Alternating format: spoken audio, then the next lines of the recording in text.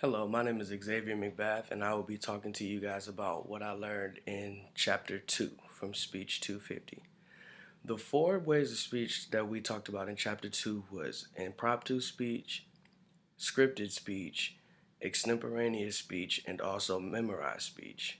Today I'll be demonstrating the differences between the four and giving you a few advantages of them as well. The first speech we have is impromptu speech. This speech is more of an unprepared speech that you'd be doing, that you'd be delivering without too much write up beforehand and too much preparation and reading and going over it and things like that.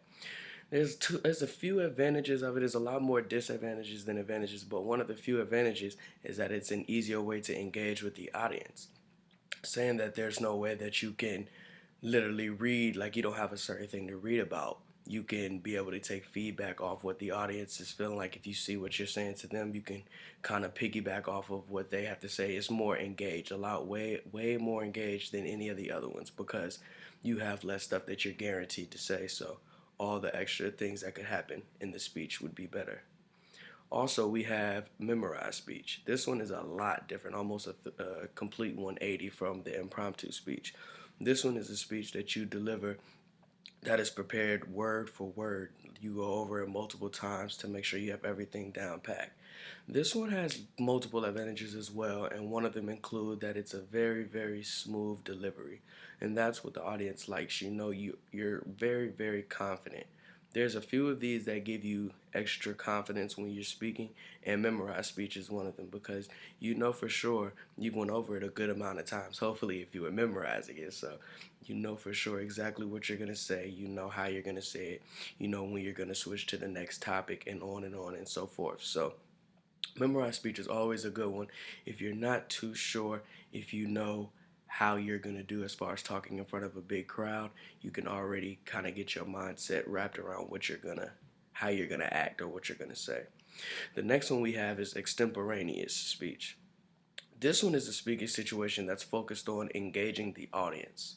Kind of like the impromptu, but in extemporaneous, it's not the same. The one of the advantages is that it's not limited by a script. So therefore you have your own concept. You can go off whatever you want to do. You can do it your way. Almost kind of like acting, but not too much.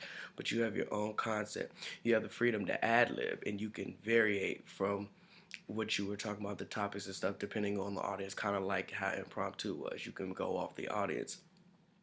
Another thing with extemporaneous that the audience tends to love a lot is that it's very natural and very conversational. So therefore, when you're talking, it's almost smooth like like the memorized speech, but it's very conversational, very understanding. Like you can speak. It's almost like I'm speaking to you. That's how it is when you're speaking to the audience.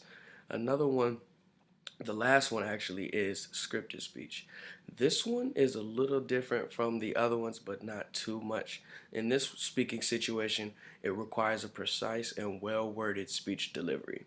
It may greatly require a manuscript, but that's not always, but sometimes it does. The advantages for a scripted speech is endless. One of them includes the certainty of an advanced preparation with the script, like almost like memorized. You know exactly what's gonna happen. There's no slip ups, no maybes, no oh I didn't expect that or anything like that.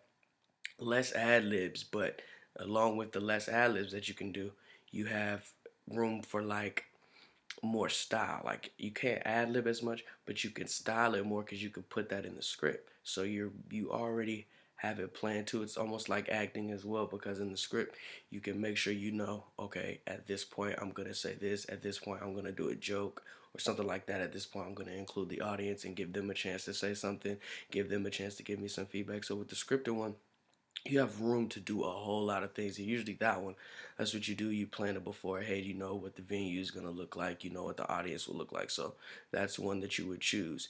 And it provides a lot of confidence. With the scripted speech, you get a supreme amount of confidence because you already know what's going on. You already know how to prepare. You've already been preparing.